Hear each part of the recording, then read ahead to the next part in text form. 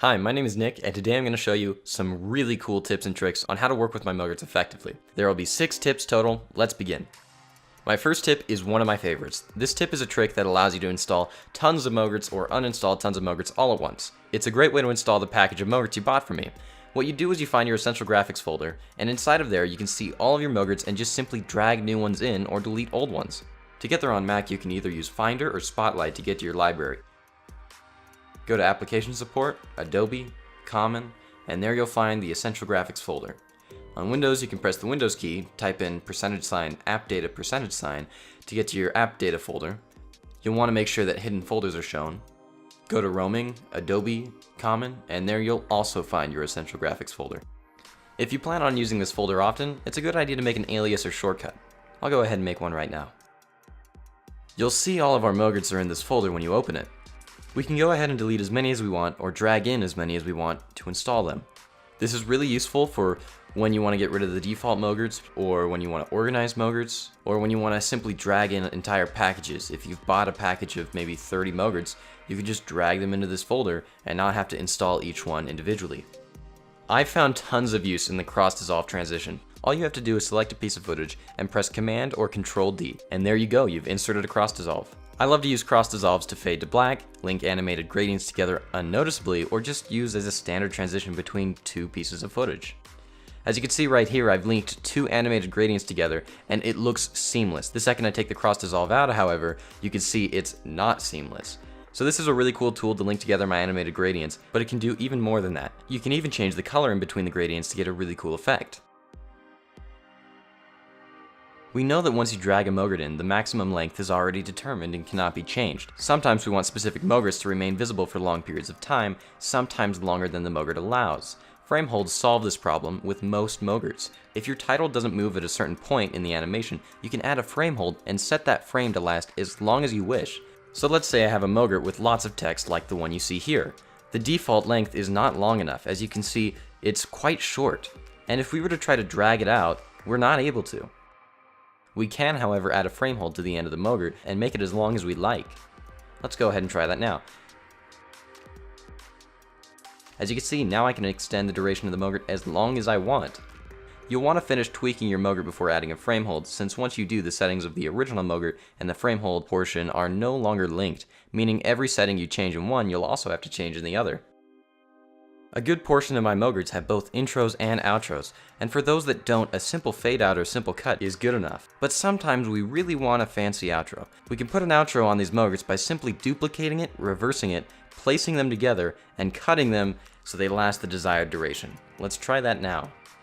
What I'm going to do is drag in my split boxes Mogrt into my timeline. You can see that this one has an intro, but not an outro. I'll go ahead and copy and paste this, then reverse the duplicate. Now we've got an intro and an outro. I'll go ahead and cut these to shorten the length of the animation. Now let's take a look.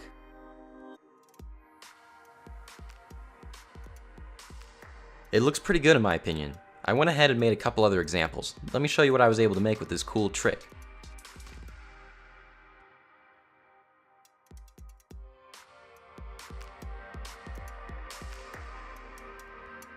This may very well be the most important tip. If you ever need to position a Mogrt, resize it, or crop it in any way that the controls inside of the Mogrt do not permit, you can always use the Effect Controls panel to change the position, scale, or even to crop your Mogrt. What I'm going to do is drag in one of my favorite Mogrts, the smoothest, and I'm going to click on it and look to the left of the screen. There you'll see the Effect Controls panel, and that's where we can mess with the scale, position, and any effects such as cropping.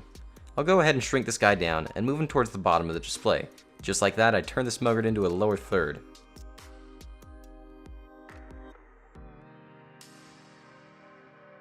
Alright, now I'm going to go ahead and show you how to begin cropping something. First I'll drag in my Epic Lines Mogrt, then I'll go to my Effects panel and search for the crop effect. Once I drag it on my Mogrt, I'll see it appear instantly in the Effect Controls panel. Now we can mess around with the crop effect however we like.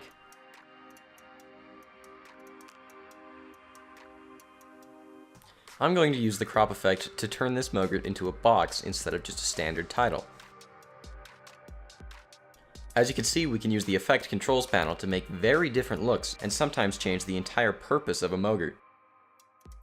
This one's a simple one, but sometimes people just don't think to try it.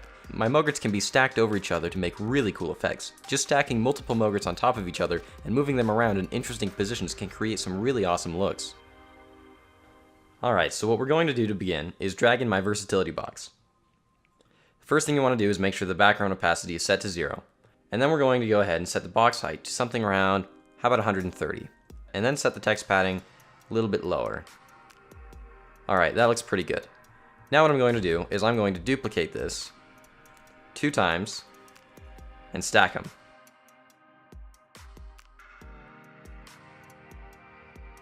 Now the one on the top of the stack, I'm going to subtract 140 from its vertical position, so that will be 400. And on the bottom one, I'm going to add 140, so it's going to be 680. Now let's watch. Alright, we've combined them together. It's kind of cool, but what if we offset them a little bit?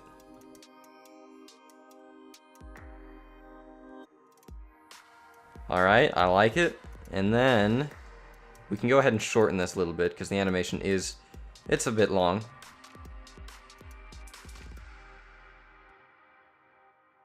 And that's how you stack Mogrts. Now before we end this tip, I'd like to go ahead and show you a couple of ways that I've stacked my Mogrts to hopefully give you some inspiration and show you why this might be useful.